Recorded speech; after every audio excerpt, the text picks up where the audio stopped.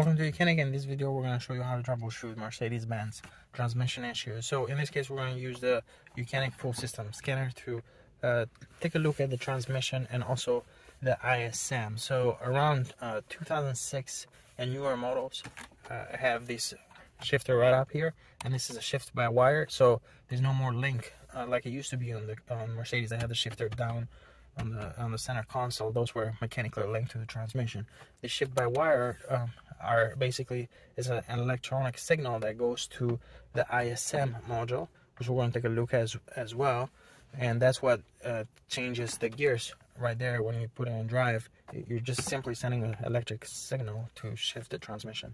So what you want to do is select Diagnostics and then come down here and select Mercedes, and then you can choose the model manually, but you need to know the chassis, and if you don't, that's okay. Select Smart VIN. That's gonna read your VIN number, and here we need to pick left-hand steering, and then we go to control modules, and then we're looking at two. Now this vehicle has over 40 control modules. One thing you could do is you do a quick scan, which does take a little bit of time, but it goes through all the different modules that are on the car, and it tells you what codes are in each one of them. But if we want to go to drive, we're going to look at transmission, and we're going to read the codes.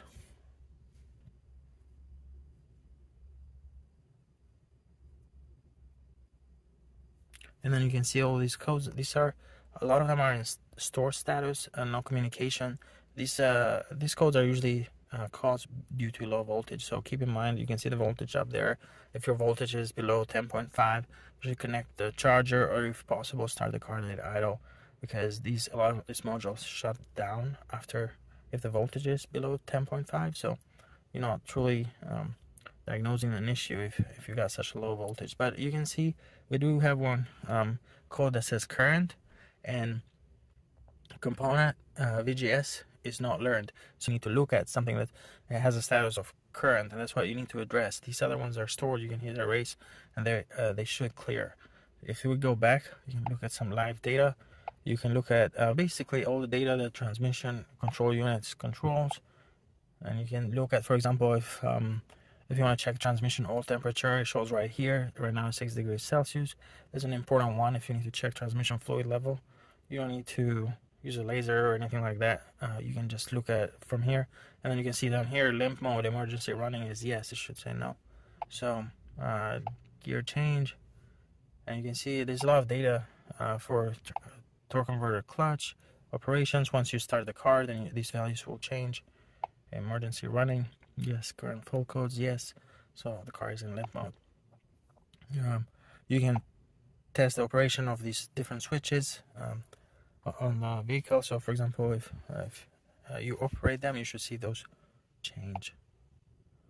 And drive authorization, this is something that gotta go back to that, this should be yes. If you got a no here, it's going to prevent engine. Transmission can prevent your engine from starting.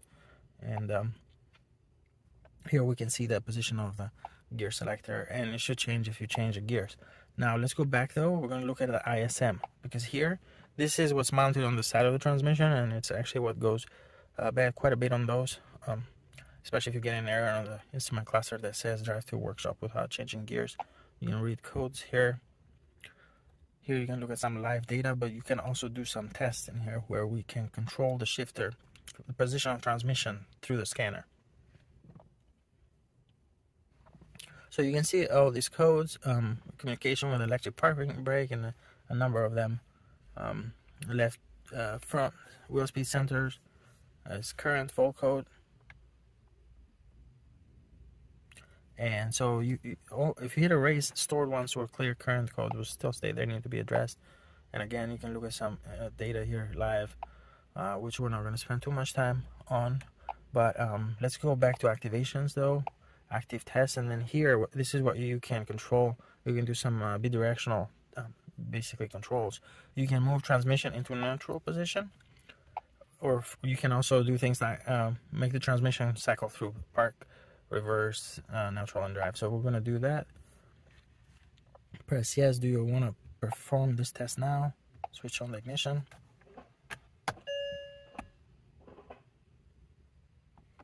And so you can hear the ISM sending signal or switching between the gears.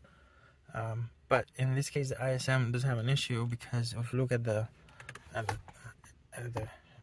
shifter position there, it will not change. In addition, if we go here to, let's go back, go to active test and move transmission into neutral. So this should send your transmission into neutral from here. So I'm gonna press 3. Oh, it did change, but we still got the error message that says drive to workshop without changing gears. So there's definitely an issue going on there. When we use the shifter, park works, but if you move it up and down, there's no, you can't really control it. And so that's what you need to do when you look at a Mercedes. You want to read the codes from the mainly from the transmission control unit and the ISM. The ISM on the newer models might be coded slightly different. It might under here it might have a different name, but it will say shift module. And the other thing that you can do sometimes is run a quick scan. Again, this is going to take a few minutes, but it's going to go through all the control modules on the car, and sometimes you might have a fault code elsewhere that's also, you know, affecting your transmission. Like for example, you can have a bit if you have a bad ABS wheel speed sensor, or actually if you got 2 of them, the vehicle might go in limp mode, where you might even have not only be stuck in second gear, but you might also have really poor throttle response because the car does not know the speed at all. That's a common one. It's rare for 2 ABS wheel speed sensors to fail at once, but it can happen. And but yeah, running a full scan will give you an idea, because you can see all these codes here in one place, and then you connect the dot and try to figure out what's going on with the vehicle. But that's it. That's how you can troubleshoot a Mercedes transmission. Of course, there's things that you should do as well, such as check the transmission fluid level. That's a very important one. If you're low on fluid, do not drive a car. As far as troubleshooting a Mercedes transmission, if it's stuck in limp mode, you will need a good scanner that can read the codes and do a few things on your Mercedes. Thank you for watching YOUCANIC, where you can be the mechanic.